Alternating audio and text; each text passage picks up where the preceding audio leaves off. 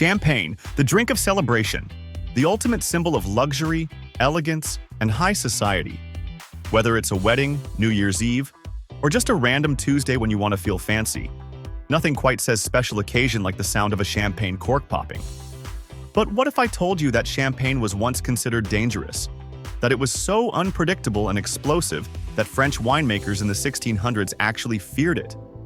Back then, bottles of champagne didn't just pop open, they detonated in the cellars. Whole racks of wine would explode like a chain reaction, sending glass shards flying everywhere. Winemakers were so terrified, they started calling it the devil's wine. So how did this chaotic and dangerous mistake become the most prestigious and sought-after drink in the world?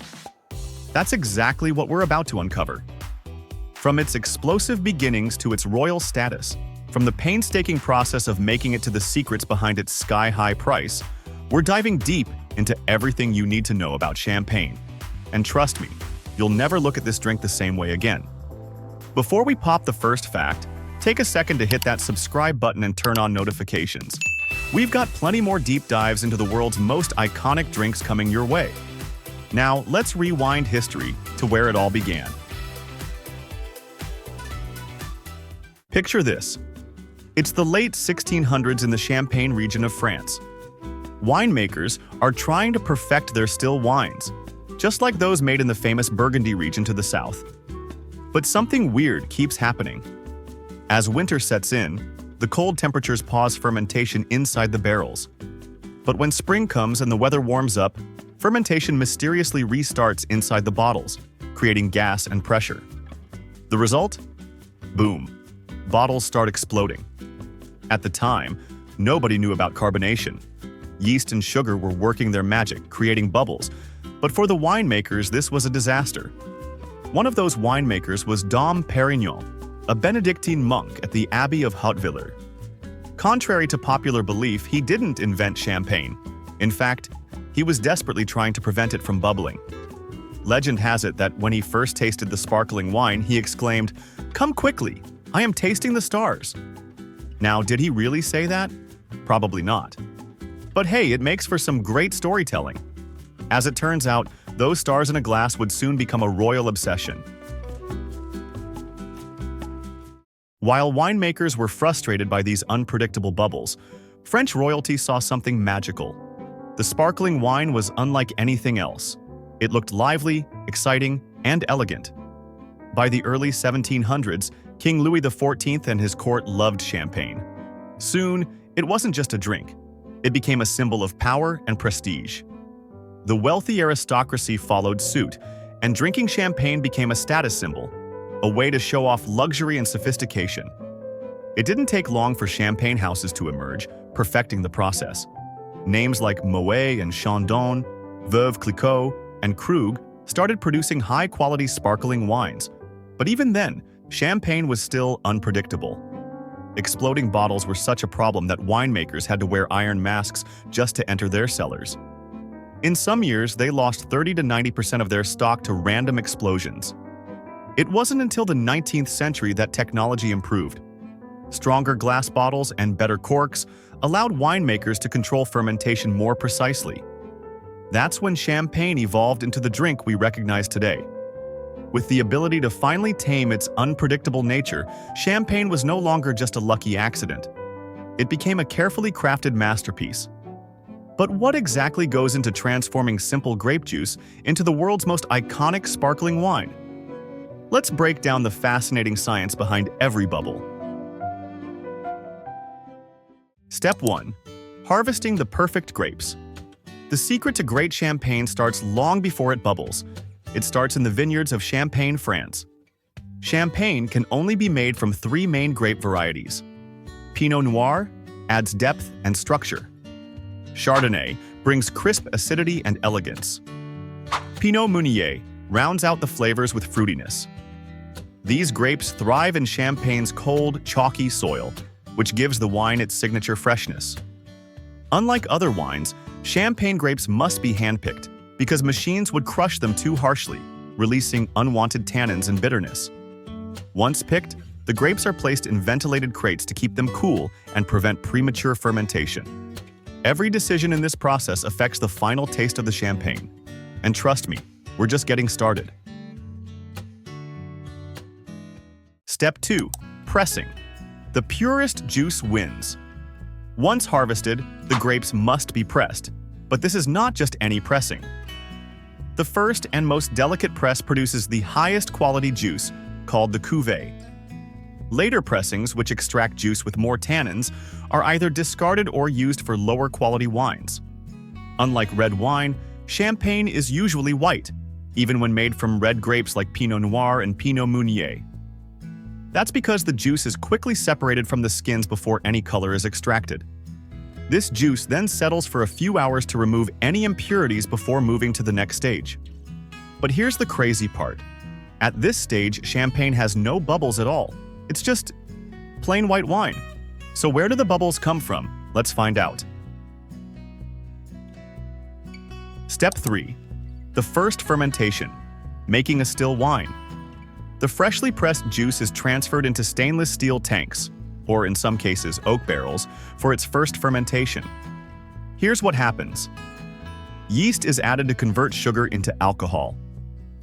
The result is a flat, acidic white wine with no bubbles and an alcohol level of around 11%. At this point, it tastes nothing like champagne, just a tart, unfinished wine. And this is where blending comes in. Winemakers combine different base wines from different vineyards and grape varieties to create the perfect balance. This is an art form called assemblage, ensuring that each bottle of champagne maintains the house's signature taste year after year. But we're still missing the magic. That's where the second fermentation comes in. Step 4. The second fermentation, where the bubbles are born. This is the moment of transformation. A precise mixture of sugar and yeast is added to the blended wine. The wine is then bottled and sealed with a temporary cap, just like a beer bottle. Now, here's where the science kicks in. The yeast starts consuming the sugar, creating alcohol and carbon dioxide, CO2.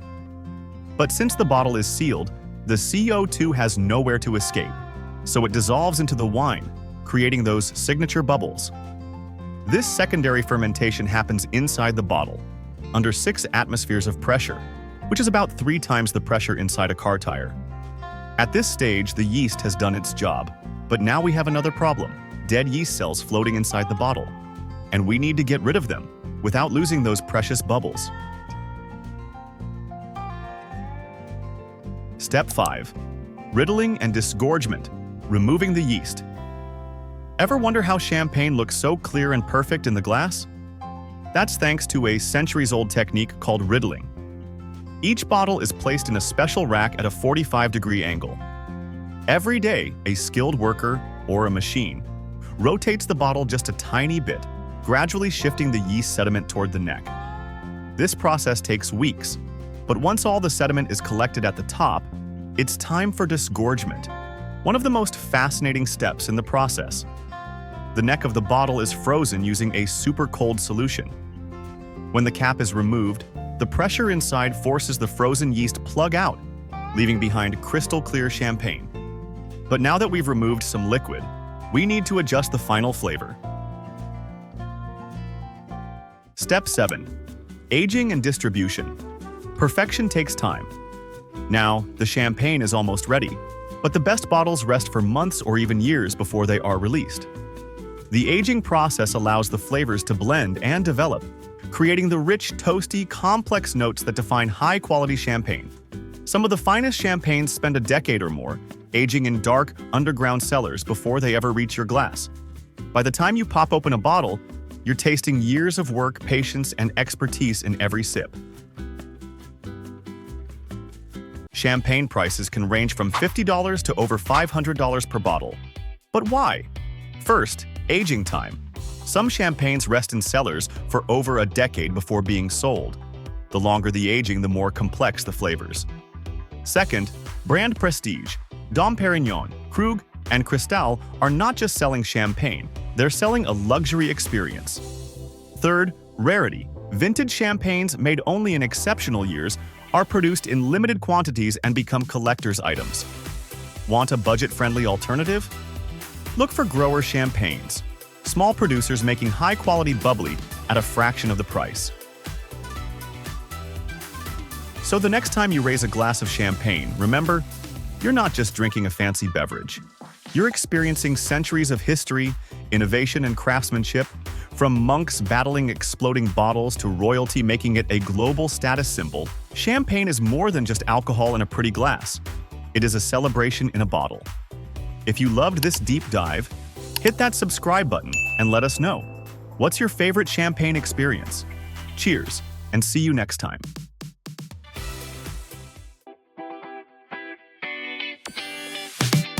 Imagine this. It's the hottest day of the year, and you're standing in line at your favorite ice cream shop. You finally get your hands on that perfectly swirled scoop, take a bite, and bam, instant happiness. But have you ever wondered, how does that creamy, dreamy magic actually happen? Ice cream isn't just a dessert. It's a scientific masterpiece that's been thousands of years in the making. And today, we're cracking open the secrets of its past and revealing how modern factories produce millions of pints every single day. Trust me, you'll never look at ice cream the same way again. Before we dive in, make sure to hit that subscribe button, because if you love food as much as we do, you won't want to miss what's coming next.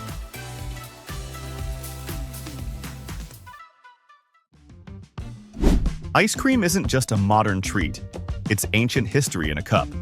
The Greeks, Romans, and even early Jewish communities used to chill wine and fruit juices for a refreshing summer drink.